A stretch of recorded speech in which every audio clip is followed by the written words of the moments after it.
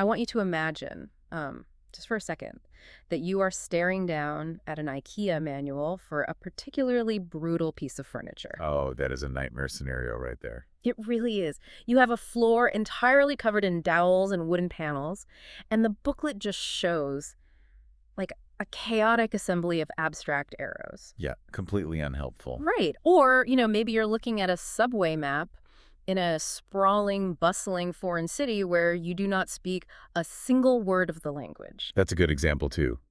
Or, even more critically, picture yourself staring at a complicated medical chart. Mm. Filled with jagged squiggles, obscure abbreviations, and brightly colored bands. Exactly. At first glance, those shapes and colors are just a complete mystery. It is just visual noise. It's overwhelming. You have all the clues right in front of you, but it's like being locked in an escape room without the master cipher. Right, but then your eyes scan to the edge of the page, and you find that one little box in the corner. Yes, and suddenly the entire page makes sense. It is the moment of translation.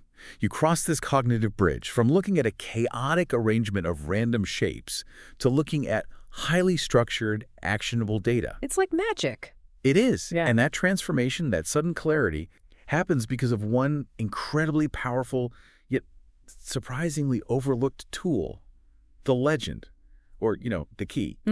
Which brings us to the mission for today's deep dive. We are taking a big stack of research, historical documents, and data visualization theory to master the art of reading a legend or key. Because it is an art. It really is. Right. Now, for you listening, especially if you're currently grinding through practice questions for the TEAS or HESI nursing entrance exams, this is a massive focus for you. Absolutely. But, we are going way beyond just how to pass a standardized test today. This is about understanding how decoding these visual contracts dictates how we perceive reality. Yeah, how we manage public health crises and even how we maintain our own daily safety. Because we tend to look at graphics, whether it's a topographic map, a financial chart, or a hospital dashboard, and we just assume they're inherently objective representations of the world. Like they're just facts on a page. Exactly. They feel like photographs of data, but they aren't. They are heavily coded messages written by a human designer. Wow, yeah, that's true. Without the legend, a chart is truly just a meaningless arrangement of ink. But with it, those shapes become a specific language. And if you don't fully grasp the rules of that language, you simply cannot read the message. Okay, let's unpack this. To understand just how much power this little box holds, we first need to look at what it actually is. Right. And honestly, we have to look at how we started reading maps, like books in the first place, because, well, the history in these sources is completely unexpected. It really is surprising. I always just assumed map makers naturally included a little box in the corner from the dawn of time. Oh, not at all. But before we get into the historical origin, let's clear up one major point of confusion right out of the gate, so you don't get tripped up. Good idea. There is a technical difference between a legend and a key. If you talk to a traditional academic cartographer, they will draw a very strict line. Like a literal map maker. Right. To them, a legend is specifically the full explanatory box on a geographic map. It covers everything. What the symbols mean, notes about the scale, the magnetic declination, the projection type. Okay, so a legend is for maps. Yes. A key, on the other hand, is a narrower term. It applies to basically any non-geographic graphic, like a color key on a bar chart or, a numbered key on an anatomy diagram. Well, I want to relieve some anxiety for you right now, especially if you're sweating over those nursing entrance exams. Definitely. For test prep purposes, like the TEAS and HESI A2, and honestly, in 99% of everyday use, that cartographic distinction completely collapses. Yeah, it totally goes out the window. You will see legend and key used as entirely interchangeable synonyms. The test is not going to try to trick you on the semantics. In publishing and data journalism, the terms have drifted back and forth depending on the era anyway.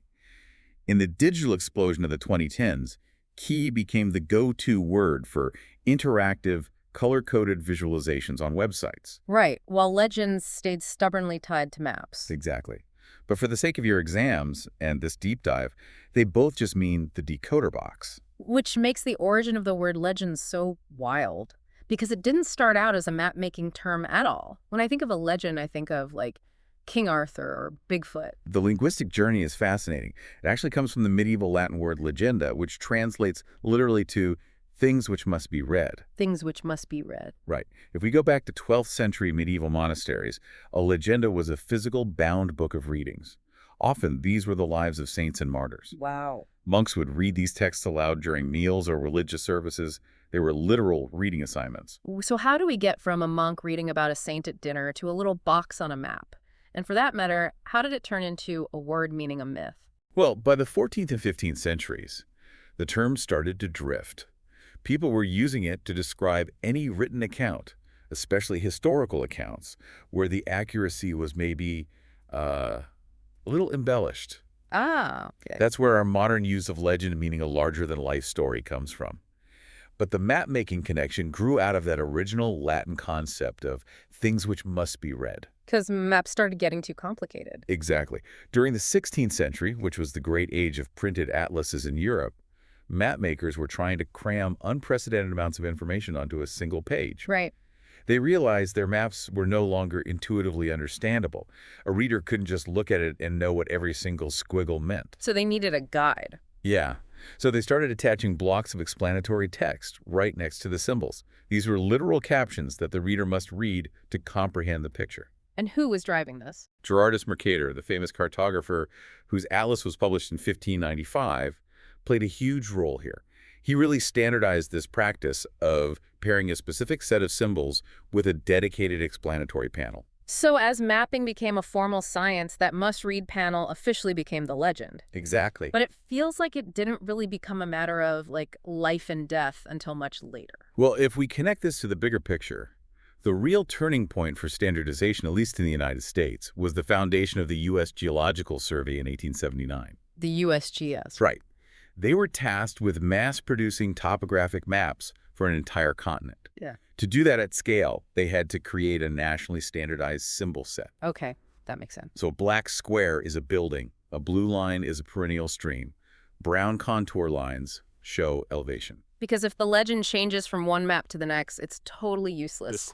I mean, if you're a surveyor trying to lay track for a railroad or an emergency responder trying to find someone lost on a mountain, you can't have a blue line mean a river in one county and a paved road in the next. Exactly. The need for identical interpretation across thousands of miles natively forced the creation of strict cognitive rules. Okay, so that covers the map side, but the key side of the story, like the keys on bar charts and line graphs, that has a totally different origin point, right? It does. That goes back to 1786 and a Scottish engineer named William Playfair. Before Playfair, people just looked at massive, dense tables of numbers. Which sounds incredibly boring. Oh, very. Yeah. Playfair essentially invented the line graph, the bar chart, and the pie chart. He was plotting economic trade data across different countries, and he forced the human brain to look at numbers as physical shapes. Wow. And to differentiate the countries, he used colored lines. But color alone doesn't convey any inherent mathematical meaning. Precisely. He couldn't just assume his readers intuitively knew a red line meant France's imports and the yellow line meant England's exports. He had to invent the explanatory color key to sit next to the graphic. So a legend is essentially a translation dictionary between the visual language of the designer and the brain of the reader. That's a perfect analogy. And, you know, while navigating this seems like a basic life skill, it was actually formalized as a testable reading skill relatively recently. Oh, really? Yeah. The Common Core standards folded this into their reading informational text requirements back in 2010. They explicitly demanded that students be able to integrate visual information from maps and charts with prose. Oh, wow. And that is exactly why the skill is now a massive hurdle on nursing exams. Nurses constantly have to extract precise, life-saving information from color-coded charts, medication administration records, and dosage tables under extreme time pressure. Which is exactly why we need to dig into the strict grammar these visual translation dictionaries follow. Because if you don't understand the rules governing how our brains process these graphics, you will misinterpret reality. So how does the brain actually process the mess on the page? Like, where do we even start? We have to start with the first principle of data visualization. A symbol is completely, totally arbitrary until the legend defines it. Wait, I have to push back on that a little bit. Are symbols always arbitrary? I mean, isn't a red triangle just naturally a warning sign? It seems like it. Yeah, like our brains have been culturally conditioned to see a red triangle and immediately think, danger. It feels incredibly intuitive to you because of that cultural conditioning, but you can never, ever assume that when looking at a chart. The source material highlights this perfectly. Okay, how so? Depending on the specific map you're looking at, a red triangle could denote a cold front moving in on a meteorological chart. It could mean a tornado warning on an emergency broadcast. Or, on a highway exit guide, it could simply be the symbol for a gas station. Oh, a gas station. Right. There is absolutely nothing inherent in the shape of a triangle or the physical wavelength of the color red that means unleaded fuel. Okay, that makes sense. The legend is a binding temporary contract between the map maker and the reader that fixes the meaning for that one specific graphic and nothing else. Exactly. And once we accept that, we can look at how designers exploit human psychology to categorize spatial information. Okay. Symbols generally fall into 4 recurring categories, and knowing these helps you understand how the data is behaving. First, you have point symbols. Which are what? Well, our brains naturally want to pinpoint specific locations, so we use a dot for a city or an H icon for a hospital. Second, there are line symbols. We instinctively look for boundaries and connections. So, like a solid blue line for a river or a dashed line for a border. Or a red trend line on a graph, yeah. Okay, so points for static places, lines for paths or borders. What about the stuff that fills up the rest of the map? That leads to the third category. Area symbols, sometimes called choropleth shading. This is when color or pattern fill is used to show a value spread out across an entire region. Okay, think of like a flood zone map filled with diagonal hatching, or a population density map where darker shading means more people. Right. We instinctively associate darker or denser patterns with more of something. And finally, quantitative symbols. These actually scale in physical size based on a mathematical number. Oh, like a circle on a map that gets physically larger as a city's population gets bigger. You got it. So if I'm sitting in a testing center, staring at a graphic that uses all 4 of those symbol types, how do I actually attack it without falling into a trap? Because I know when I'm under time pressure, my instinct is just to skim. Skimming is how you fail. There is a highly specific 4-step chronological process to reading any graphic safely. Step 1, locate the legend. Right, find the box. But do not assume it is always sitting politely in the bottom right corner. It might be a sidebar, it might be disguised as a caption, it might be floating in the empty ocean of a map. You have to hunt it down first. Find the cipher before you try to read the code. Exactly. Step 2, identify the exact symbol type you are looking at on the graphic. Step 3, cross-reference that exact symbol back to the legend entry. Like verifying it completely. Yes. Not something that looks slightly similar, but the exact shape, color, and pattern. And step 4, verify your reading against the surrounding context. Check the title, check the axis labels, check the scale. It's that verification step that catches cognitive misreads before you lock in a wrong answer, right?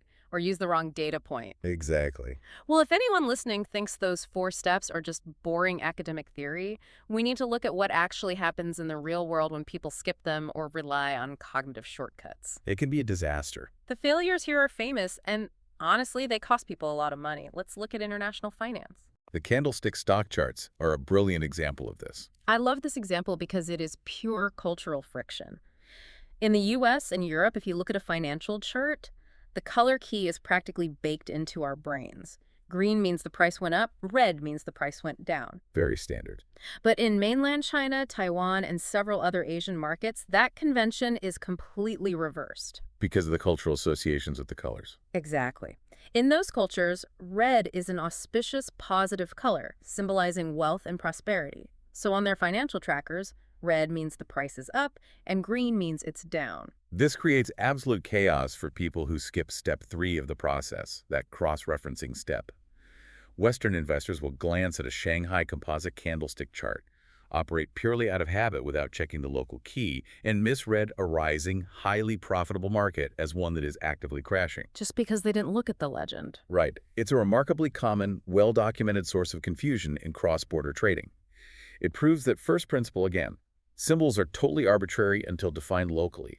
But, the consequences can get a lot more serious than a bad stock trade. They really can. Let's look at a high-stakes public health example, the early 2020 COVID-19 dashboards. Oh, wow. Yeah. You probably remember the famous Johns Hopkins tracker with the dark backgrounds and the red circles. Many of these visualizations used color-graduated legends to show case counts on county and country maps. I remember those well. But a massive source of public confusion stemmed from the fact that some used a logarithmic color scale rather than a linear one. Okay, I think a lot of people just nod when they hear logarithmic scale, but let's break down the actual math here. Good idea. In a linear scale, Every step up in color shading represents an equal amount of new cases. Say every shade darker is another 1,000 cases. So it moves steadily, 1,000, 2,000, 3,000. Right. But in a logarithmic scale, the scale multiplies. The jump from a light color to a slightly darker one on the legend might represent a 10-fold increase. Oh, wow. So the first shade is 10 cases, the next is 100, the next is 1,000, then 10,000. Wait, it's like stepping on a gas pedal thinking it increases your speed by 10 miles an hour, but the legend actually says it multiplies your speed by 10? Yes. You think you're accelerating slightly in a golf cart, but you're actually rocketing forward in a Ferrari. That is a perfect way to visualize it. Yeah. Because so many readers didn't stop to verify exactly what the legend's gradient represented. They completely skipped step 4, verifying the scale. They routinely and dangerously underestimated how fast case counts were actually climbing in their own communities.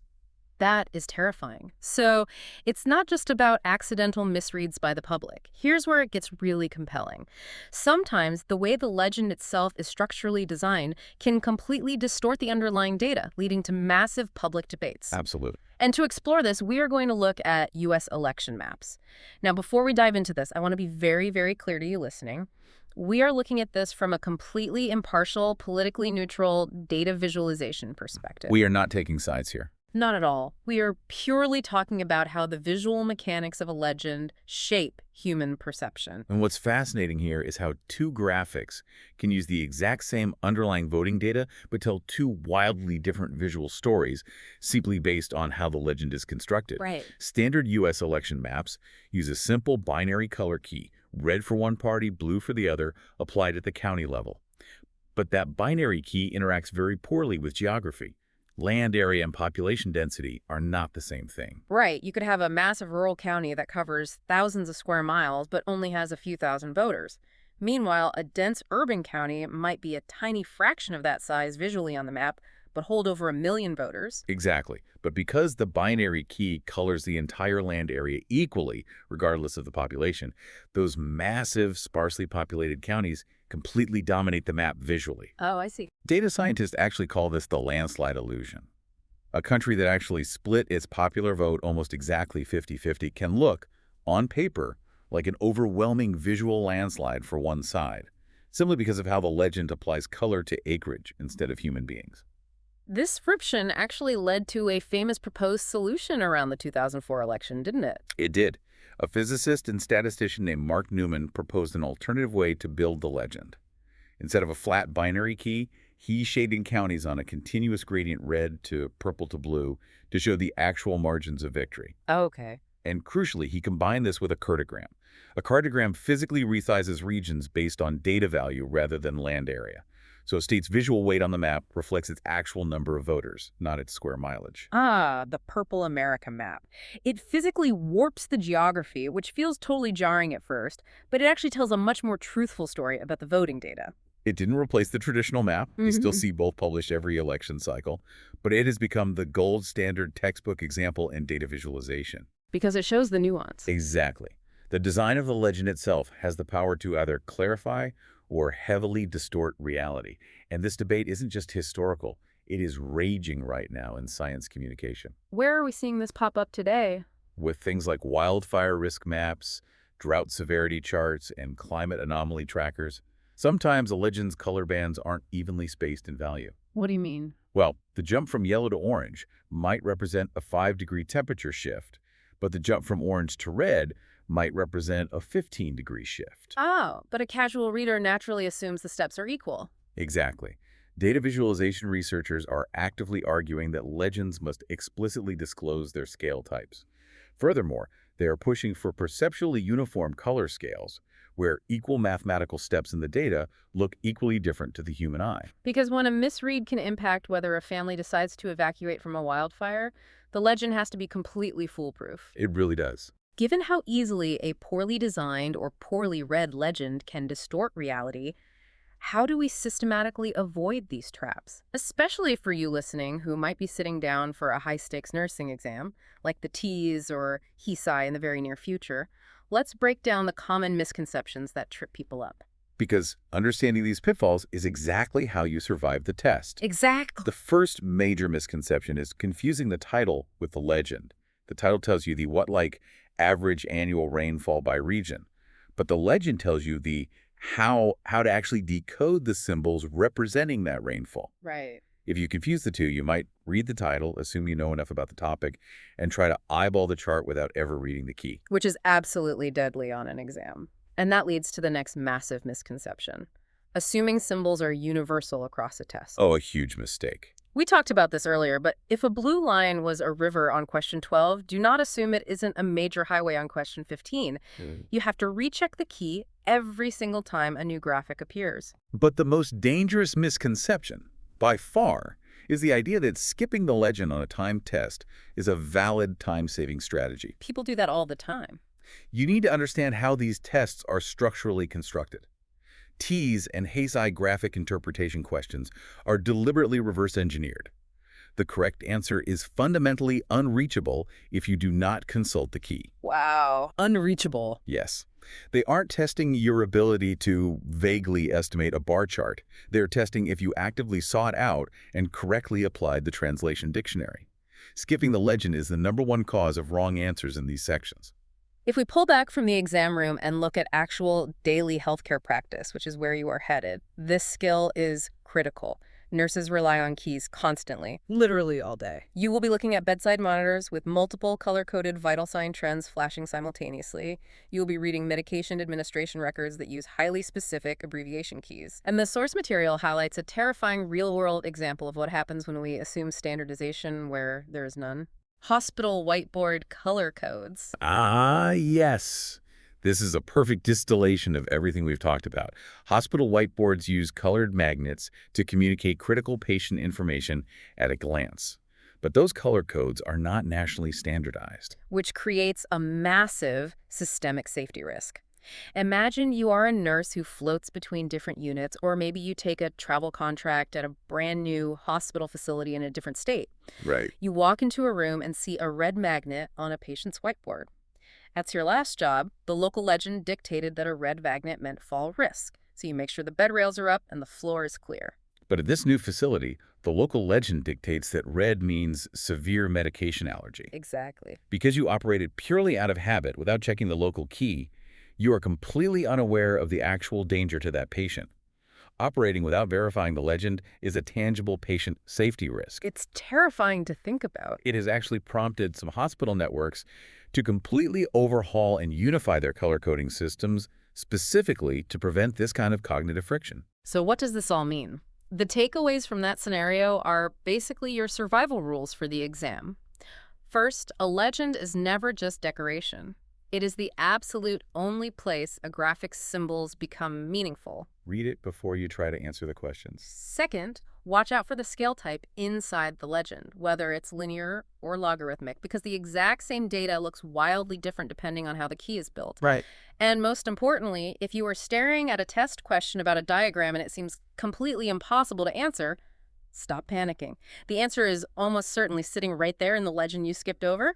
Understanding those underlying mechanics will absolutely get you through the exam, but more importantly, it will make you a significantly more literate, critical consumer of data for the rest of your career. We have covered a massive amount of ground today, tracing the humble legend all the way from monks reading aloud in 12th century medieval monasteries to the standardization of an entire continent by the USGS to the digital dashboards currently guiding global public health. It's been quite a journey. Thank you so much for joining us on this deep dive. The next time you feel that wave of anxiety staring at an IKEA manual or a complicated chart, remember, the chaos only clears when you find the cipher. As we wrap up, I want to leave you with one final thought to mull over. We live in a modern, hyper-connected world that is absolutely overflowing with interactive infographics, political heat maps, and endless digital dashboards. Yeah, they're everywhere. Ultimately, whoever designs the legend controls your perception of reality. So the next time a brightly colored chart scrolls across your social media feed, it makes you feel a spike of instant panic or perhaps a wave of total calm. Take a breath and pause. Ask yourself, did the underlying data actually make you feel that way, or did the person who designed the key?